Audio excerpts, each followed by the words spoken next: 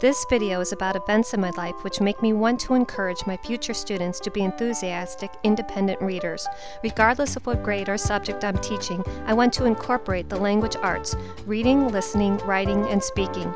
Maybe my experiences will spark memories or ignite new ideas which you can possibly use in your classrooms. Here's me staring out the window. My teacher said I was sweet, nice, and daydreamed. I was also a very slow reader and therefore did not like reading. Starting at a very early age, my mother read bedtime stories to me every night, which we loved, and which also provided a strong literacy foundation. The books or novels were sometimes historical fiction, often with girls as the main character. However, before kindergarten, I never learned letters, which may have made school initially harder and not as much fun. During K through 12, I often preferred the arts over language arts. In high school, most of my classes related to the arts. I never learned etymology, have no memory of learning spelling patterns, and grammar lessons were limited. However, my vocabulary was okay because of my well-educated, well-read friends, home environment, and community. In my teens and 20s, although still interested in the arts, I also started enjoying reading narrative stories through autobiographies and historical fiction with one main character. I connected to the main character and started to enjoy reading all topics. Before college, I tried to read informational text straight through and didn't retain the main points. In college, I had a breakthrough light bulb moment when I physically wrote question marks next to all the headings and subheads. I started looking at the pictures, summaries, and vocabulary words, then skimming text for meaning, main points, and supporting details to answer the question marks.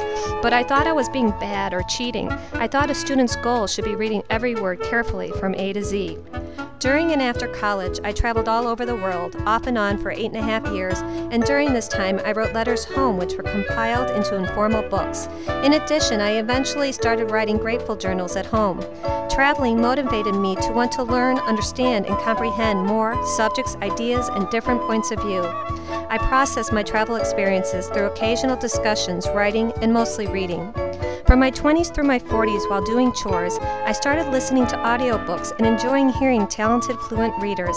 As an inner-city art director, I differentiated instruction for diverse learners K through 12. In my late 30s and 40s, I started sharing the information I was learning at Toastmasters, a speaking organization, and at church, speaking to the congregation. I began wanting to share information through teaching full-time and writing children's books. One of my personal visions or image is to create a motivating classroom that works for all my students by assessing and monitor students' strengths, weaknesses, and growth. One of my purposes or intended utopian results is to end each school year with present or future enthusiastic independent readers. Here's me picturing myself as a future language arts teacher. There is a student staring out the window. She is sweet, nice, and daydreams. She is a very slow reader and therefore doesn't like reading.